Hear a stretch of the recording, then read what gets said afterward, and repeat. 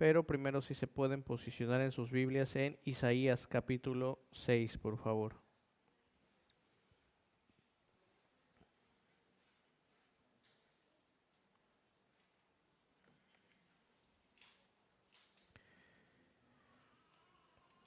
Voy a leer Isaías capítulo 6, me pueden seguir con sus vistas, hermano. Dice, en el año que murió el rey Usías, vi yo al Señor sentado sobre un trono alto y sublime, y sus faldas llenaban el templo. Por encima de él habían serafines, cada uno tenía 6 alas, con 2 cubrían sus rostros, con 2 cubrían sus pies, y con 2 volaban. Y el uno al otro daba voces diciendo, Santo, Santo, Santo, Jehová de los ejércitos, toda la tierra está llena de su gloria. Y los quiciales de las puertas se estremecieron con la voz del que clamaba, y la casa se llenó de humo. Entonces dije, ay de mí, que soy muerto, porque siendo hombre inmundo de labios y habitando en medio de pueblo que tiene labios inmundos, han visto mis ojos al Rey, Jehová de los ejércitos. Y voló hacia mí uno de los serafines, teniendo en su mano un carbón encendido. Tomando del altar con unas tenazas y tocando con él sobre mi boca, dijo, he aquí que esto tocó tus labios y es quitada tu culpa y limpio tu pecado. Después oí la voz del Señor que decía, ¿quién enviaré y quién irá por nosotros? Entonces respondí yo, heme aquí, envíame a mí. Vamos a orar, hermanos. Padre, te damos gracias, Señor. Reconocemos tu gloria, tu santidad, Padre. Alabado sea tu nombre, bendito seas eternamente y para siempre, Señor. Rogamos, Padre, que en esta mañana sea tu Espíritu Santo el que nos muestre tu palabra, Señor, y el que pueda traer en nuestras mentes convicción de actuar conforme a lo que aprendamos, Señor. Porque, Padre, reconocemos delante tuyo que tu palabra es nuestra guía, Señor, y sin ella estaríamos perdidos, Señor. Gracias porque tú nos has salvado, tú lo has declarado también en tu palabra, Señor, y gracias porque tú eres el único Dios vivo y verdadero, Señor, y eres un Dios bueno. Señor, y a ti venimos y en ti, Señor, nos cobijamos y socorremos a ti, Señor. Te rogamos que nos enseñes a través de tu palabra en esta mañana, en el nombre de tu Hijo Cristo Jesús. Amén. Bien, mis hermanos, ciertamente si usted es cristiano, es evidente para usted tanto como lo es para mí, que vivimos en una sociedad impía, una sociedad secularizada, por llamarlo de alguna parte, y quizá en gran manera también atea. Inclusive nuestras religiones tienden a volverse una especie de ateísmo, ya que básicamente la mayoría de ellas intenta borrar al Dios verdadero, al Dios que vemos en la Escritura, y en cambio sustituirlo por una religión que hace que los hombres estemos cómodos. Estamos atrapados en una especie de manera de pensar en la que buscamos satisfacer nuestras necesidades, nuestros deseos personales, centrados única y exclusivamente en nosotros mismos. Que inclusive, hermano, ve a Dios únicamente, podemos en ocasiones tender a tener esta visión del Señor en términos de lo que Él puede hacer por nosotros. Es decir, inclusive cuando venimos a la iglesia, venimos a ver qué es lo que Dios nos da, más allá de centrarnos precisamente en Él. Y creo que realmente lo que podemos ver en el cristianismo, conforme podemos echar un vistazo a nuestra sociedad, es la ausencia del conocimiento del Señor, de la teología. Simplemente parece que no hay teología, no hay esta búsqueda del conocimiento del Señor en la Biblia. Se habla mucho de Dios, inclusive de Jesús y también del Espíritu Santo, pero en términos de definición sustantiva de la Trinidad y un entendimiento de esa teología realmente no está ahí. Y creo que si hay un elemento de teología que realmente no entendemos, hermano, o hay algo que no entendemos de parte del Señor, de parte de la naturaleza del Señor, y que de hecho es fundamental, es un pilar fundamental de nuestra fe, y es un hecho fundamental acerca de Dios, hermano, es que Dios es santo. Dios es asombroso. Si usted quiere usar ese sentido, Dios es majestuoso, Dios es poderoso, Dios es... No, cantábamos, no fue creado el Señor. De hecho, en Éxodo capítulo 15, si puedes ir ahí en tus Biblias, versículo 11, dice que Él es glorioso en santidad. La belleza del Señor, hermano, es la belleza de la santidad. No creo que entendamos la santidad de Dios. Ahora, también quiero añadir que no creo que podamos entender en su totalidad la santidad de Dios, pero creo que la podemos entender mucho mejor aún de lo que actualmente comprendemos la santidad del Dios. Les confieso, hermanos, que realmente no comprendo la totalidad de su santidad, pero el punto central que quiero que veamos acerca de Dios es que Él es santo. Y eso pesa mucho, con mucha carga en nuestros corazones si lo entendemos, si lo vislumbramos, hermano. Para que podamos enfocarnos en eso, ahora sí quiero, por favor, hermano, que tome su Biblia y vaya al 6.º de Isaías, lo leíamos hace un minuto, y quiero que examinemos la primera parte del capítulo, y quiero que veamos la santidad de Dios, cómo Isaías es que la describe aquí en esta porción de la Escritura. Solo como un poco de contexto, quizá de trasfondos, Isaías, hermano, fue un profeta. No solo cualquier profeta. Algunos creen que quizás el más grande profeta de Israel. Isaías fue un hombre, hermano, que habló en nombre de Dios a la gente común y corriente, y también le habló a los reyes, a la prominencia de su época. Él era conocido en el palacio, profetizó durante el reinado de 4 reyes distintos, en un tiempo en donde había mucha crisis, un tiempo de gran caos, un tiempo de decadencia moral básicamente, un tiempo en el que el pueblo de Dios estaba dándole la espalda a Dios. De hecho, durante el tiempo de la profecía de Isaías, hermano, el reino del norte de Israel fue llevado cautivo por los invasores, algo que veíamos anteriormente en la escuela dominical cuando dimos un vistazo general al Antiguo Testamento. Ahora, el reino del sur, Judá, fue atacado por Siria. Estos fueron tiempos básicamente inestables, tiempos difíciles, y Isaías, tuvo un ministerio muy estratégico justo en esos momentos. Ahora, en medio de estos días de Isaías, vino un rey de Judá, quien comparado con los otros reyes que había habido, fue un hombre de cierta influencia, cierta bondad, cierta excelencia, por decirlo de alguna manera. Su nombre, Usías. Él es mencionado aquí en Isaías capítulo 6, versículo 1. Usías reinó, hermano, durante mucho tiempo, 52 años para ser exactos, y eso ya era mucho tiempo de reinado. Y en términos generales, fue un rey exitoso, inclusive trajo beneficios al pueblo de Israel. De hecho, Usías, sujetó a la mayoría de los enemigos que eran heredados de Judá y les trajo cierto tiempo de paz al pueblo de Dios. Él pudo convertir a Jerusalén en una ciudad fortificada, bien equipada con armamento para su propia defensa, y le dio a su pueblo un gran sentido de seguridad. Recuerden, en aquel entonces eran muy propensos a recibir ataques, básicamente era guerra, lo que era la incertidumbre que los pueblos podían tener. Bueno, el pueblo de Israel se sentía seguro con Usías porque los había equipado, sentían seguridad con este rey. Y según Segunda de Crónicas, capítulo 26, Usías, desarrolló la agricultura y desarrolló el comercio para la nación hasta que se volvió extremadamente próspero. Ese es Usías. Bueno, la triste historia de Usías es que finalmente el orgullo elevó su corazón. Él vio todo lo que había hecho, les había dado tiempo de paz para con sus enemigos, había fortalecido a Jerusalén, trajo seguridad al pueblo, desarrolló agricultura, desarrolló el comercio, y él se llenó de orgullo. Y Dios básicamente le dio una lepra terminal. Así fue como terminó Usías.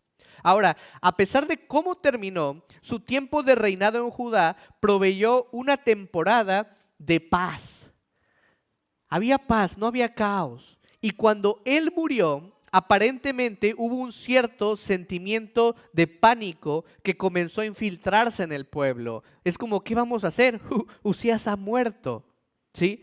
Tuvieron de cierta forma temor. Y yo creo que el temor fue probablemente más grande en el corazón de los judíos que temían a Dios.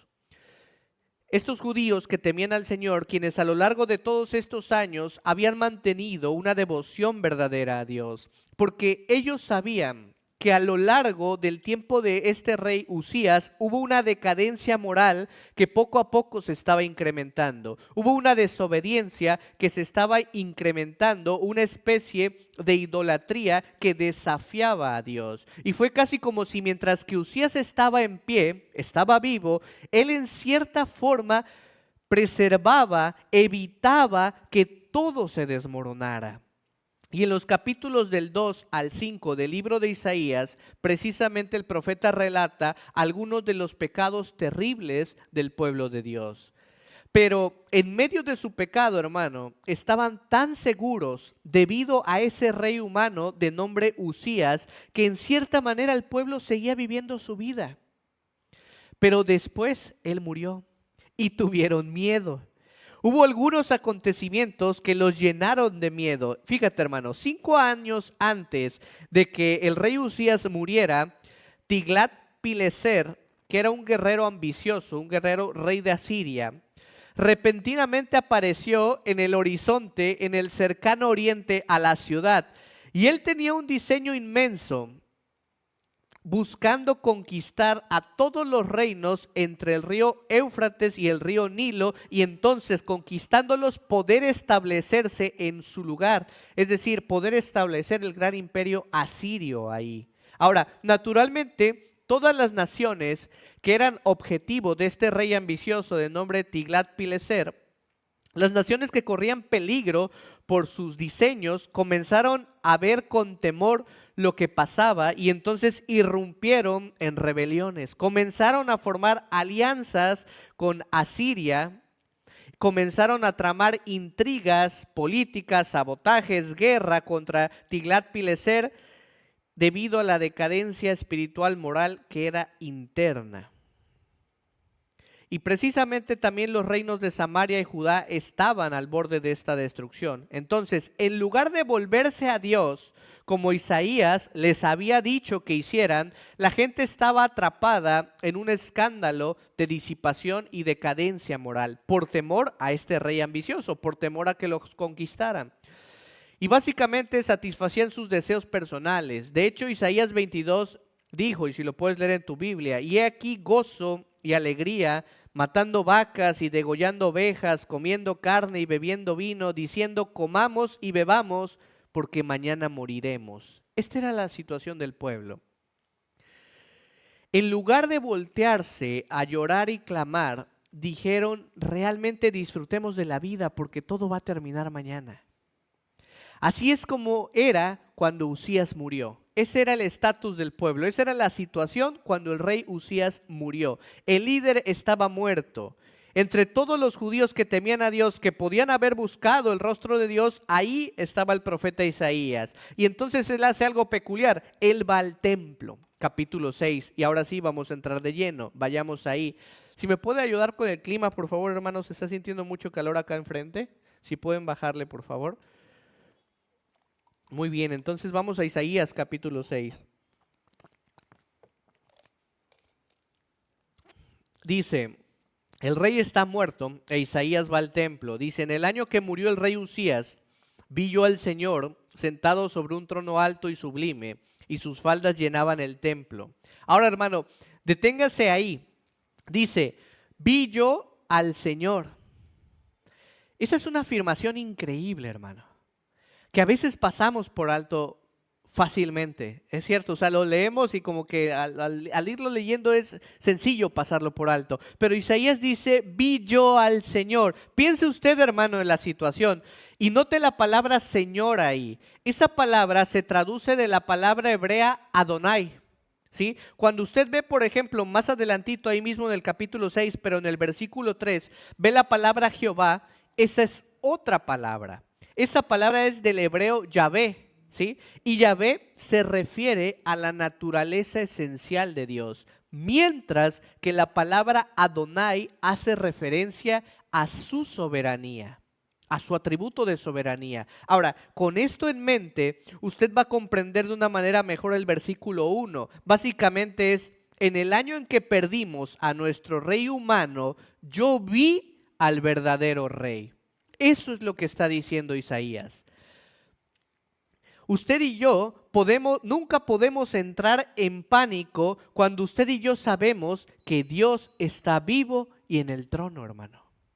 Recuerda, el pueblo estaba entrando en temor, estaba entrando en pánico, porque el rey que había sostenido la economía, la agricultura, la paz, la seguridad, el armamento, que había de cierta forma y entrecomillado detenido la decadencia moral del pueblo, había muerto. Y entonces es normal, el pueblo tiene miedo, pero justo en ese momento Isaías dice, fui yo al templo y una vez que nuestro rey humano había muerto, yo vi al verdadero rey. Y ahí radicaba la seguridad de Isaías y ahí debe radicar nuestra seguridad. No podemos entrar en pánico cuando usted y yo sabemos que Dios está vivo y que está en el trono reinando.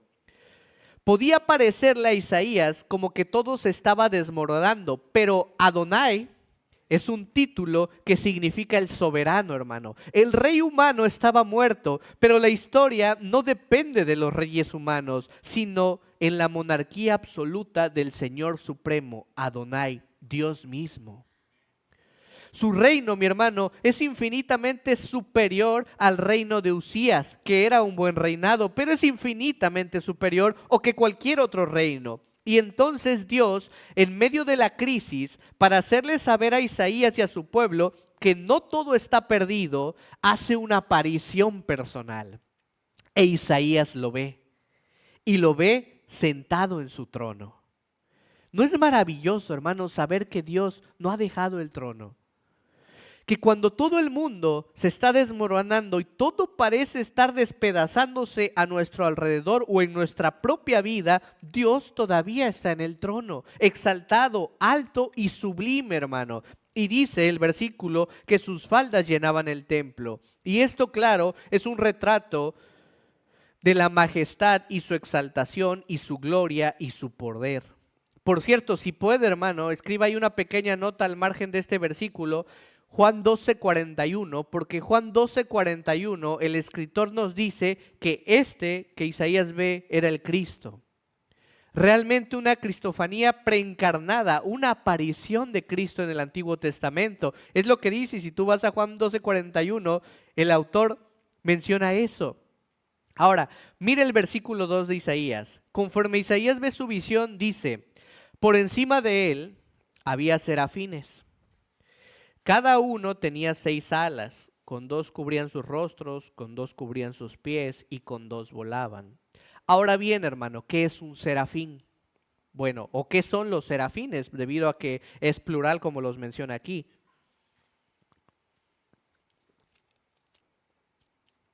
Aparentemente, hermano, son un cierto grupo de ángeles cuyo llamado personal y diseño por Dios consistía en atender a la santidad de Dios. Eso era lo que ellos hacían.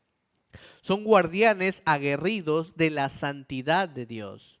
Pero lo más increíble de ellos no es cómo se veían, porque dice que tenían 2 alas y bueno, quizá en algún otro punto podamos ver a profundidad el por qué tenían estas 6 alas. Pero eso no es lo más impresionante, sino lo que dijeron. Fíjense en el versículo 3, hermano. Dice, y el uno al otro daba voces diciendo, Santo, Santo, Santo, Jehová de los ejércitos. Toda la tierra está llena de su gloria. Y otra vez, vamos a detenernos un poco ahí, hermano, porque cuando lo leemos nos vamos de corrido y a veces no le damos la profundidad que tiene. Ve esta visión que está teniendo Isaías. Básicamente está viendo al rey sentado en el trono y a estos serafines completamente extraños o atípicos y que se daban voces el uno al otro, hermano. No es como que le estuvieran anunciando a Isaías, oye, este es el Dios santo, santo, santo, lo cual estaba correcto, pero no era así, sino que se daban voces el uno al otro entre los serafines. Eso es extraordinario, hermano. Ahora, ¿puede usted imaginarse simplemente a los ángeles volando eternamente y diciendo eso? No, hermano, no puede, porque usted no entiende ni la dignidad ni la santidad de Dios, y yo tampoco, hermano. Pero eso es que los serafines hacen, santo, santo, santo, toda la tierra está llena de tu gloria. Eso es lo que le están proclamando.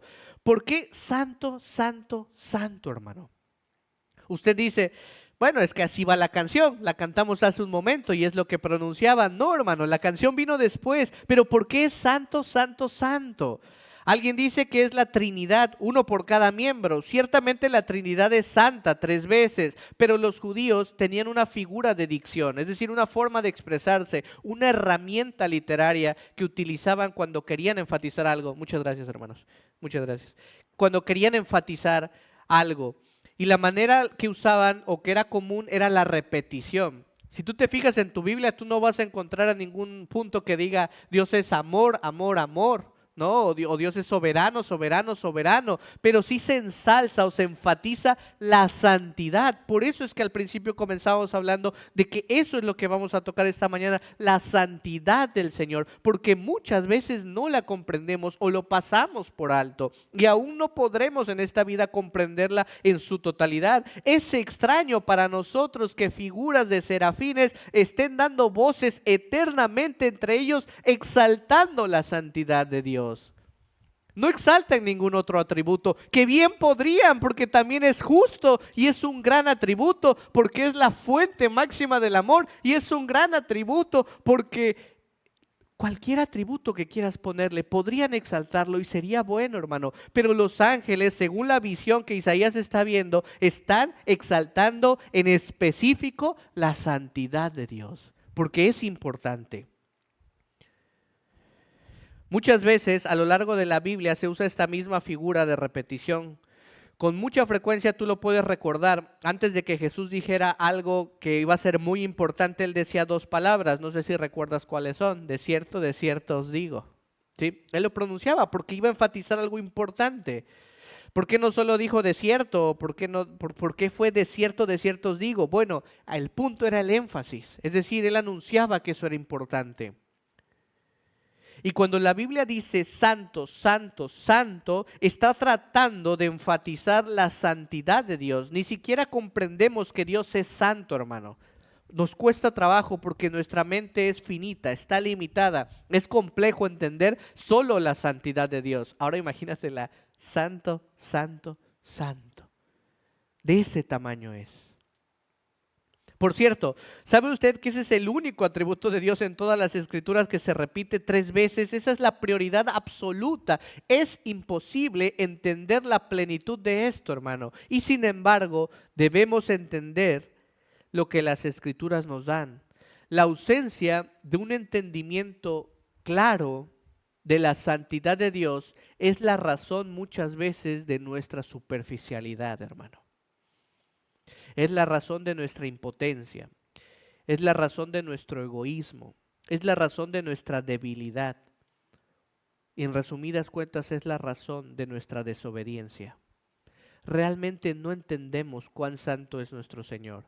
Y por eso a veces llegamos a hacer concesiones, haciendo solo lo que satisface nuestros deseos.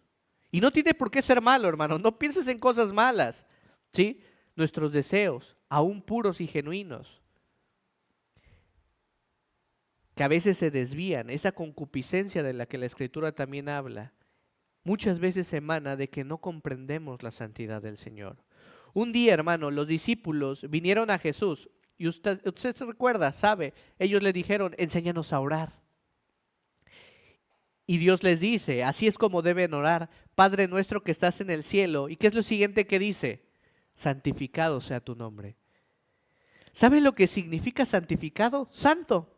¿Quiere orar? Comience con un reconocimiento de la santidad de Dios, hermano. Dios es santo.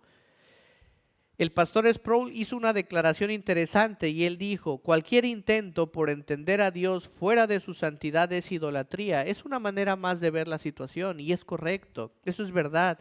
Esto está afirmando, la santidad de Dios afirma en él los 10 mandamientos, en donde no debemos tener dioses delante de él y bajo ninguna circunstancia jamás debemos usar su nombre en vano. Él es santo, hermano, santo, santo, santo. La tierra, dice, entera está llena de su gloria y tenemos que aprender a reconocer eso. Ahora, veamos cómo reaccionó Isaías. Vamos al versículo 4. En primer lugar dice, y los quiciales de las puertas se estremecieron con la voz del que clamaba, y la casa se llenó de humo. Ahora, hasta este punto la historia se empieza a volver un tono dramático. El lugar comienza a temblar, hermano. Todo comienza a moverse, es como un volcán empezando a hacer erupción. Los cimientos del lugar comienzan a sacudirse y fuego y humo, lo cual podría estar emanando del altar o podría ser una manifestación de la presencia del fuego de Dios, cualquiera de las dos, como pasó en el monte Sinaí. En otras palabras, comenzamos a ver a un Dios santo de juicio.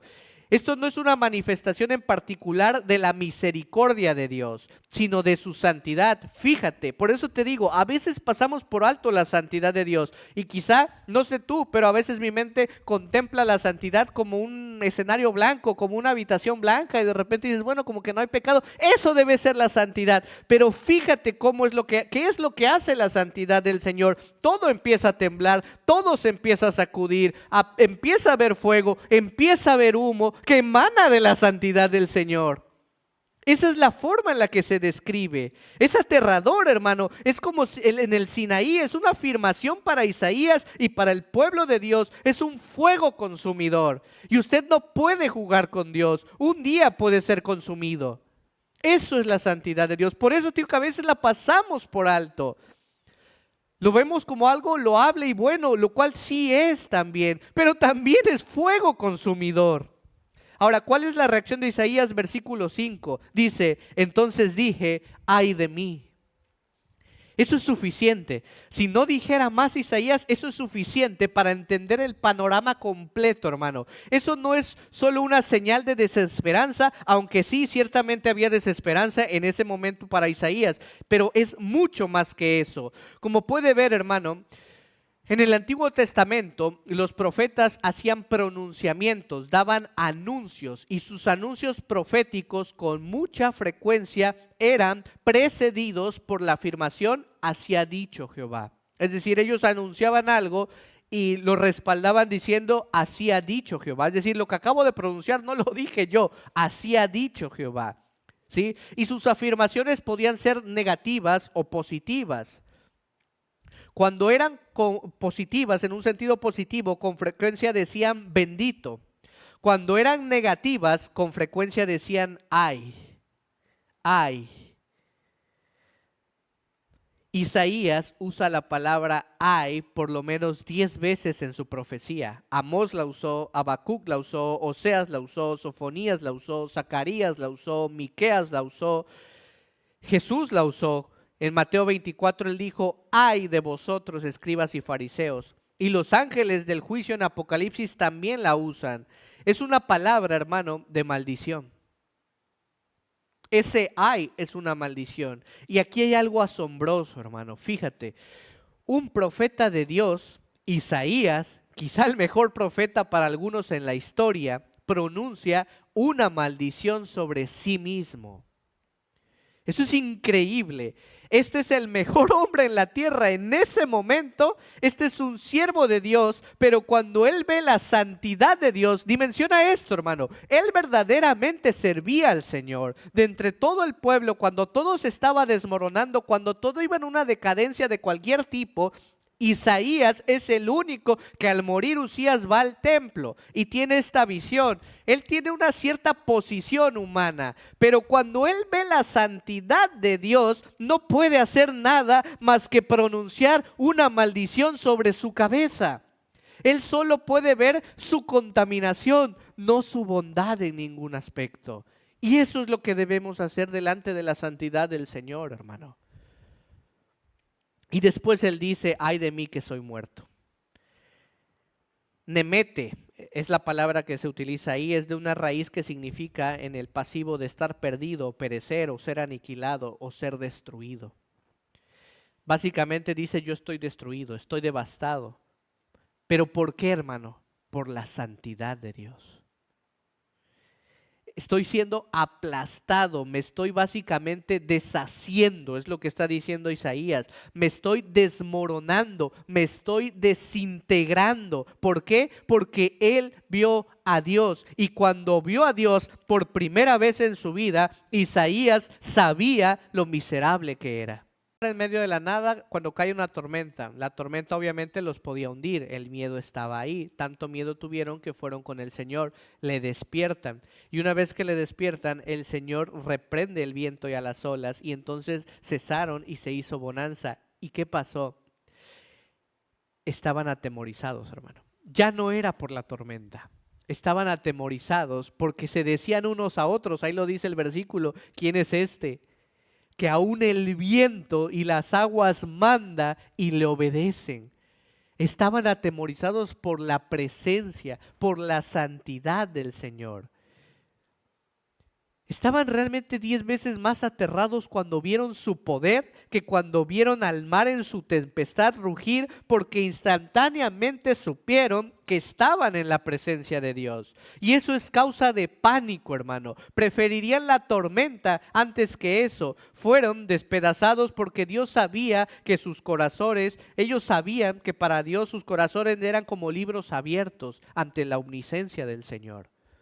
Ahora regresa el capítulo 5, versículo 1. Dice, aconteció que estando Jesús junto al lago de Genezaret, el gentío se agolpaba sobre él para oír la palabra de Dios. Y vio dos barcas que estaban cerca de la orilla del lago, y los pescadores, habiendo descendido de ellas, lavaban sus redes. Y entrando en una de aquellas barcas, la cual era de Simón, le rogó que le apartase de tierra un poco. Y sentándose enseñaba desde la barca a la multitud. Cuando terminó de hablar, dijo a Simón, boga mar adentro y echad vuestras redes para pescar. Respondiendo Simón le dijo, Maestro, toda la noche hemos estado trabajando y nada hemos pescado, mas en tu palabra echaré la red. Y habiéndolo hecho, encerraron gran cantidad de peces y su red se rompía. Entonces hicieron señas a los compañeros que estaban en la otra barca para que viniesen a ayudarles, y vinieron y llenaron ambas barcas de tal manera que se hundían. Viendo esto, Simón Pedro cayó de rodillas ante Jesús diciendo, "Oh, muchas gracias por los peces." No, hermano, ¿qué es lo que le dijo? Apártate de mí, Señor, porque soy hombre pecador. Aléjate, vete de aquí. ¿Por qué está diciendo eso, hermano? Bueno, él se dio cuenta en ese momento, mediante ese milagro increíble, que él estaba de pie ante la presencia de Dios. Él dijo, vete, no quiero ser expuesto de esta manera. Él estaba asombrado, él sabía que Dios estaba ahí con él en su barca. Y usted se acuerda de Manoa. El ángel vino a Manoa y le dijo, vas a tener un hijo y su nombre será Sansón. Y después el ángel ascendió al cielo en fuego y en gloria. Y Manoa clamó, lo puedes leer en Jueces capítulo 13, versículo 22, de esta manera. Fíjate lo que dijo.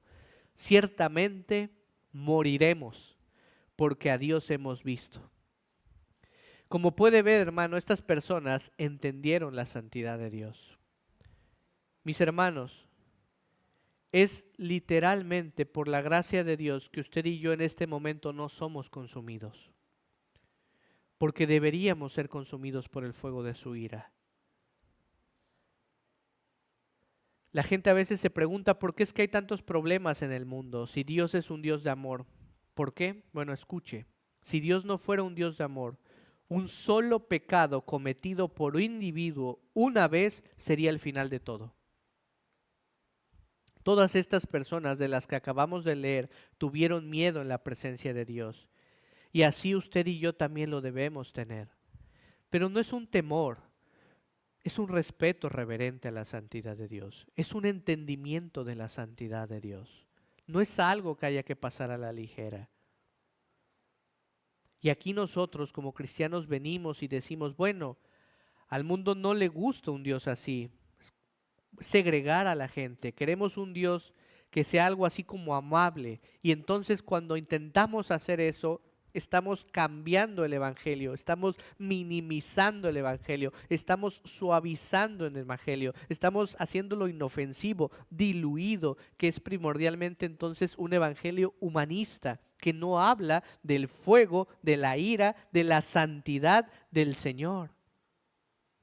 ¿No es cierto que a veces cuando compartimos del Señor decimos Dios es amor y eso es correcto? Pero ¿en dónde está la santidad? La cual consume cuando entras en la presencia del Señor.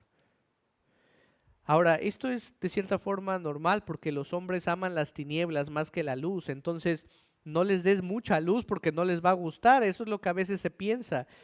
¿Quieres saber una cosa, hermano? La luz de Dios los aterra.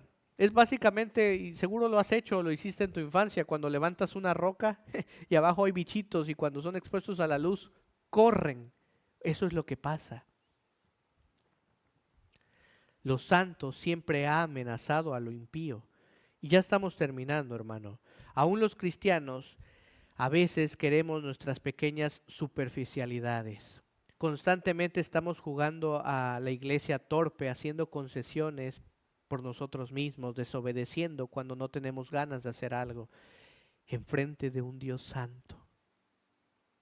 Que Dios nos concediera que lo pudiésemos ver, mi hermano, y si lo viésemos una vez, como lo vio Isaías, dudo que jamás volveríamos a hacer concesiones superficiales por nosotros. Regresemos y simplemente vamos a cerrar esto. ¿Qué pasa ahora? Observe esto, versículo 6. Este hombre, Isaías, está devastado, este hombre está despedazado, pronunció una maldición sobre sí mismo. ¿Dios lo va a dejar así? No. Vea, fíjate lo que dice versículo 6. Y voló hacia mí uno de los serafines, teniendo en su mano un carbón encendido, tomado del altar con unas tenazas, y tocando con él sobre mi boca, dijo, he aquí que esto tocó tus labios, y es quitada tu culpa, y limpio tu pecado.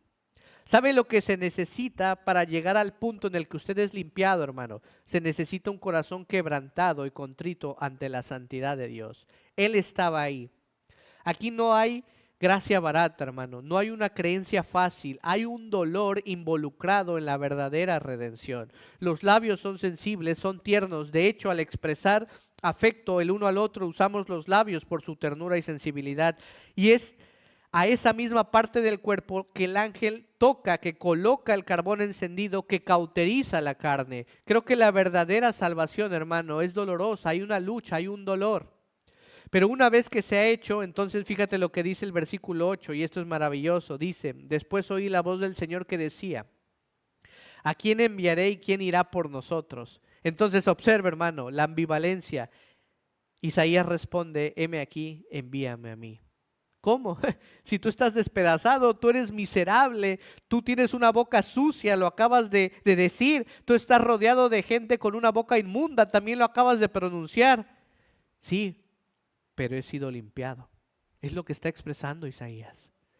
La última declaración que él hizo fue una declaración de falta de dignidad. Él ahora dice, Señor, necesitas a alguien, yo iré. Recuerda, lo primero que él dice es, ay de mí, que soy hombre muerto.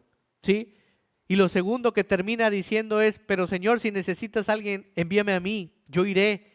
La única manera, hermano, en la que un hombre está preparado para servir es cuando es limpiado por la gracia de Dios. Yo iré. Y eso es a través del Evangelio, hermano. Cristo vino, no estimó el ser igual a Dios como cosas que aferrarse, sino que realmente se desprendió, vino a la tierra, fue crucificado, fue sepultado, pero al tercer día resucitó con poder. Y hoy está a la diestra del Padre, reinando e intercediendo por nosotros. Y la Escritura dice que si tú crees en el Señor y te arrepientes de todo tu corazón, Él te salva. Él te limpia de tus pecados, igual que pasó con Isaías. Versículo 9 le dijo, anda. Y bueno, nos vamos a detener ahí básicamente. Él le dijo, ve. Y terminamos diciendo, hermano, que un hombre limpiado es el que terminó siendo enviado por el Señor.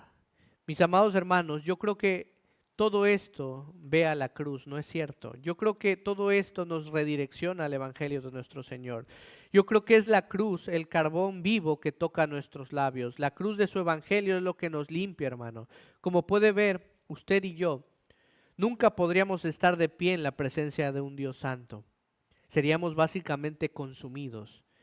Y esa es la razón por la que los fariseos tuvieron que matar a nuestro Señor Jesucristo. Digo, tuvieron que matarlo porque les arruinó el status quo. Él vino y era Dios y su santidad era tan real que su santidad falsa de los fariseos fue exhibida y entonces tuvieron que hacer algo. Y cuando Él murió, murió no porque tuvieron que matarlo o no murió a manos de los fariseos, sino porque Dios tuvo que dejar morir a su propio Hijo por nuestro pecado. Entonces la cruz nos tocó y nos pudo salvar y limpiar de nuestros pecados. Esa es la razón por la que podemos venir a su mesa. Si usted se lleva algo esta mañana, mi hermano, simplemente recuerde esto. Él murió porque Dios es santo y Él tuvo que derramar su ira en alguien y ese alguien fue su Hijo Jesucristo que tomó nuestro lugar, el lugar que nuestro pecado merecía. Y eso es una causa de regocijo, ¿no es cierto? Vamos a orar, hermano. Padre, gloria y honra sean a ti, Señor. Eres santo, Padre, reconocemos esa santidad y te damos toda la alabanza por ello, Señor. Bendito sea tu nombre eternamente y para siempre. Gracias, Padre, porque tú nos has salvado por tu pura misericordia, Señor, porque a ti te plació hacerlo. Gracias, Señor, porque tú propiciaste la forma, Señor. Tú cumpliste, Padre, con la ira, el castigo que merecía nuestro pecado, Señor. Tú lo cargaste en la cruz por obediencia a tu Padre. Gracias, Señor. Gracias porque aún nos has dejado a tu Espíritu Santo para poder caminar en esta vida, en este mundo. Dios, te rogamos que nos permitas no entrar en tu presencia sin reconocer tu santidad. Rogamos que nos ayudes a entenderla, Padre, a través de tu palabra y con un corazón contrito y humillado, Señor, no por jactancia o por vanagloria, sino simplemente para servirte de una mejor manera, reconociendo que eres el soberano, Señor, y que eres santo, santo, santo. A ti sea la gloria, Padre, eternamente y para siempre. Despídenos con paz. En el nombre de tu Hijo, Cristo Jesús. Amén.